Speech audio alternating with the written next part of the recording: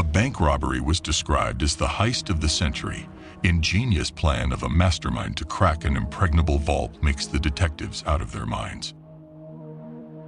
The events of today's story took place in a French bank named Société Générale, one of France's most well-known banks with branches all over the world. The bank is in the city of Nice, which is located on the French Riviera, the southeastern coast of France on the Mediterranean Sea. At that time, most people used to save their valuable property in this bank, such as money, jewelry, gold, and so on. The bank accepted all sorts of deposits and placed them in safe boxes inside the vault. The customers were so confident that their properties were safe since the bank had one of the biggest and strongest vaults in all France. However, what happened on Monday, 19th of July in 1976, is something that has never happened before. The day started like every other day. All the officers took their seats to start a typical day. There was nothing strange that indicated that something unusual was about to occur. Everything was fine until the bank's director and a few officers tried to open the vault to release funds for customer transactions.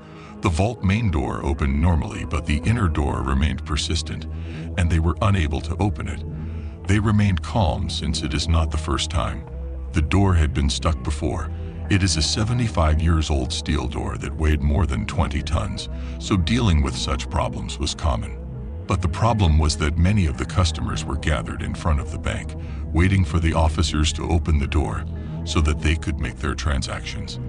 The bank director called the vault manufacturer company, which is also in charge of maintaining it. A few minutes later, a representative of the company arrived to work on the lock mechanism and went on the unlocking procedure again and again, trying to figure out why the door is stuck. After a while, the expert discovered that the lock worked fine. Nevertheless, the door remained stuck, and no marks showed that the door had been forced. The expert brought all the tools and continued on trying to discover what made the door stuck. But at the same time, frustrated customers started to crowd around the bank with increasing impatience. They began to worry. They wanted their money. They wanted to get to their values, and nobody was telling them why they had to wait. Anxiety was all around. The expert attempts on solving the riddle of the mechanism had no clue, despite the assistance of additional personnel sent by the manufacturer company. They couldn't even find out what was going on. It seemed confusing and complicated. They had no explanation unless the door was closed from the other side, which is impossible. How could a door be closed from inside if it is the only way in and out the vault? That was insane. By noon, a decision was made to break through the side of the vault door. They wanted to figure out what made the door stuck. By 3:00 p.m., a small hole at last opened up in which they can peer inside the vault. The workmen declared what to be seen as impossible. The bank had been robbed. The bank director called the police. Within a few minutes, the bank swarmed with cops, including every important policeman in Nice, as they were aware that they were going to conduct an investigation into one of the biggest bank robberies in history. They made the hole bigger. All these cops came in. The bank robbers took all the money that was inside in addition to other 4,000 safe boxes of valuable things. And there was a quote written on the wall with a big font that says, "Without weapons, without violence, and without hate." The question raised here is how the robbers got in and out the vault. That was so obvious for the detectives that were there. There was a hole opened up to a tunnel that led to the city's underground sewer system, and the equipment used by the robbers to break into the vault was left there. Everything was left behind shows that this was a big operation. There were 27 gas cylinders that had been used to fuel blowtorches, and there was ventilation equipment that bring fresh air into the tunnel, plus almost half-mile of electrical cable. They must have planned this massive operation for months in advance, which is worth the award that they have taken at the end. Burglars had stolen money, jewelry, and precious metals worth about $10 million. It was the biggest bank robbery in world history and was described as the heist of the century, and most international media used that as their headline. The bank offered a $250,000 reward for anyone who got information leading to the arrest of the thieves. It was not only the biggest bank robbery, but the biggest investigation too.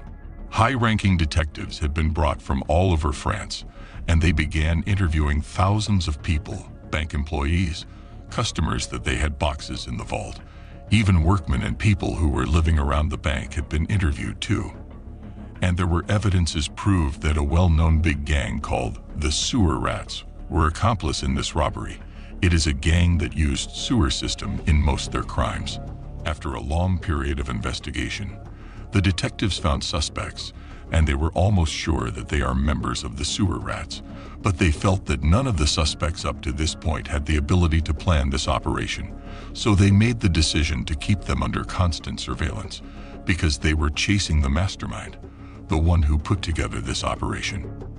A hint on the robbers came on the first days of October, when two men who were under surveillance went to a local bank and tried to sell gold ingots. The bank employee tracked the ingot serial and saw they matched those stolen from the bank. The bank staff alerted the police, and the two men were immediately taken into custody. The authorities had solid proof that those men belonged to the gang and would become more proximate to other members if they were pushed into speaking and confessing to the identity of the operation's mastermind. The police in France were informed that they may accuse their relatives of crimes that they aren't even aware of, and that they had the authority to hold any suspect in prison and use any method to compel a confession, even if it's illegal. After all this, a name came out. One of the two men gave the police a name of a photographer called Albert. He said that he is the one who planned for this operation. The police went immediately to the photographer and told him all what they got. The man was so shocked. He told them that he knew nothing about that, and the cops felt despair because he did not fit the profile either. And he certainly sounded innocent, and when they asked about him, many people claimed that he lived a simple life as a photographer, and they knew him as a charming romantic who was, above all, loyal, especially to his wife. The couple preferred living in the countryside far away from city's noise. So a simple man like him planned for a bank robbery seemed weird to the cops. But he had been taken into custody though. Detectives started over-investigating him, and the man kept claiming that he is innocent. The investigation had lasted for hours and hours. The cops tried all the tricks they know to get a confession, the legal and the illegal ones, but the photographer remained calm. While Albert was being interviewed, the police raided the cottage that he shared with his wife. Illegal weapons and bombs were found, which gave the police the upper hand in the interrogation. As we said before, the police had no problem using illegal ways to get the confession they want. They have threatened him that they will accuse his wife for the possession of firearms and put her in prison for many years because they are pretty sure that Albert loves his wife so much and he won't let them arrest her. At this moment, Albert was forced to reveal the truth to the police in order to save her wife. He confessed that he was the mastermind of this operation and gave them a well-detailed speech on how he planned for it. He said that the idea came to his mind 2 years ago when one of his neighbors who was working at the bank told him that the vault had no alarm system. Albert went to the bank and rented a safe box. The bank used to give the safe box holders the right to enter the vault without guards in order to give them some kind of privacy while putting their stuff in their boxes. He entered the vault with his camera and started photographing each corner of the vault and made extensive notes. Thousands of safe boxes were inside the vault, so he needed a plan that allows him to stay for a long time inside without being noticed so that he could break all or most of the locks. He thought again and again, and he realized that the best option he got to get into the vault is through the underground sewer system. Nice City has a huge underground sewer system, but it wasn't under the buildings, so Albert thought that he may dig a tunnel from the closest point to get under the bank building. Of course, this is hard to achieve. It took a lot of effort and search. He decided to go under the sewer system for weeks trying to find a line that led directly to the bank and to figure out the appropriate digging starting point. This was way too difficult. The sewer system was too musty that he couldn't bear the smell. He smoked a Cuban cigar to combat the odor. He finally realized that this was an impossible mission. Pretending to be a contractor, he went to the city hall and get a map of the city's sewer system, which made things much easier for him. Finally, he found the closest sewer branch to the bank. He spotted the right digging starting point. From the closest point to the vault, a 30-foot tunnel should be dug. It is not a big distance, right? But what made it difficult is that the digging was under one of the biggest avenues known by the traffic jam, and it's going to be heard from the street above. Albert now had the plan, but not the means nor the men to achieve it. So he traveled to Marseille and met with some gang's leaders, including the Sewer Rats gang. They really loved the plan and got excited for it. They agreed to help him in return for a big cut of the cake. They'd provide him with manpower and all the equipment required to start the operation. Firstly, Albert placed a group of guys on the digging zone with radios to notify the others if cops appeared unexpectedly. He took all the precautions to ensure that the operation wouldn't fail. The digging itself was so exhausting because they were working with traditional equipment so as not to be heard by others. In addition, the space was tight, hot, and poorly ventilated, which was very difficult for the diggers. One day, one of the men couldn't persist such conditions and passed out, and here, Albert found himself obliged to divide them into teams. Each team would work for 10 minutes, then rest for another 10. Even a doctor was available for emergencies.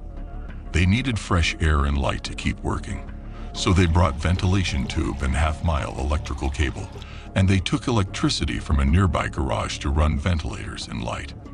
This made the working conditions better.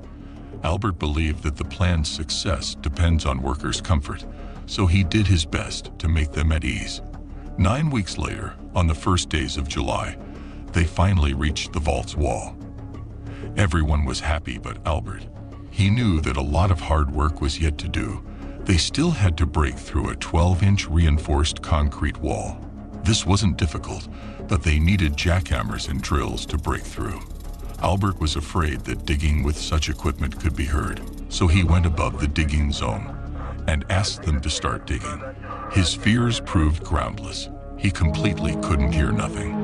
They were able to break halfway through the vault wall that night and decided to continue the rest of the wall the night they entered the vault. The D-Day had come, Saturday 17th of July.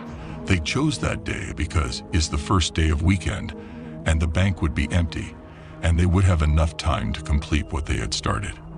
That night, they got into the tunnel and start digging what left from the concrete wall. They still had 6 inches of reinforced concrete to break through. The drilling took far longer than Albert had planned. It was 2:00 a.m. Sunday morning when the rats finally entered the vault. Welding the steel door to its frame was their first task. This way, Albert and his gang would have time to escape if someone attempted to access the vault space. Then, they started breaking the safe boxes one by one, and they were astonished by what they found. Jewelry, gold, money, everything they dreamed about. They celebrated their win by having dinner inside the vault, like kings on gold-plated found in one of the safe boxes. That night, armed couriers had come to make a night deposit. It's a usual operation. An armed van brought a suitcase full of money and throw it through a small hole that led directly to the vault without being opened. That was like a bonus, a gift from heaven for them. The sewer rats kept breaking the other safe boxes. They spent almost 27 hours inside the vault, though they were just able to open 400 boxes out of 4,000. But it was more than enough for them. Monday morning at 5:00 a.m., Albert stated that it was time to leave. Less than 4 hours later, the bank would open. But before leaving, Albert took a paint spray and wrote the famous quote on the wall, "Without weapons, without violence, without hate." This quote made the detectives was rage at the people who were laughing and applauding at the crime, who went around talking to each other, and instead of saying hello and goodbye, they would say without weapons, without violence, without hate. At the end, Albert was ultimately arrested alongside the rest of the sewer rat gang. Then he cited all the details that we have previously said to the detectives and expressed his desire to cooperate in return for keeping his wife away from all of this. Albert was in police's custody until a final judgment is issued against him during this period. Albert, along with his lawyer, used to meet the judge every Thursday in his office. The judge wanted to evaluate his state and see to what extent he is ready to cooperate. This situation lasted for several weeks. Albert went to the judge's office and spent half an hour with him. He was very cooperative, and everyone expected that he would receive a reduced sentence. In the last meeting before his trial, Albert went to the judge's office as usual. He started talking about the robbery and gave the judge 3 pieces of paper with drawings of the mice sewer system, and began to explain what had happened, how he planned for the operation, and where they had started digging. But the judge seemed confused, and Albert offered his assistance. Taking advantage of the judge's confusion, Albert calmly got up from his place, stood behind the judge's chair, and began to explain to the judge more precisely. We started from here, and we did this, and that, and finally arrived there. The judge was focused on Albert's words while looking at the map. Then all of a sudden, he turned his body towards the window behind the judge's desk and jumped through it, and left the judge and lawyer in astonishment, unable to comprehend what had happened. The judge's office was on the first floor, making it easier for Albert to jump on the roof of a car that was parked under the window. As soon as he jumped, his friend was waiting for him on a motorcycle, and then ran away. Since that day, Albert had disappeared. The police couldn't find neither him nor the loot that was stolen, because he did not reveal any information that would lead them to it during the period of the investigation. However, they said that he sent $600 in cash to the owner of the car whose roof he landed on. Albert spent the rest of his life sending provocative photos and messages to investigators through the media, newspapers, and magazines. Sadly, his wife, whom he loved so much, decided not to share his life of escape.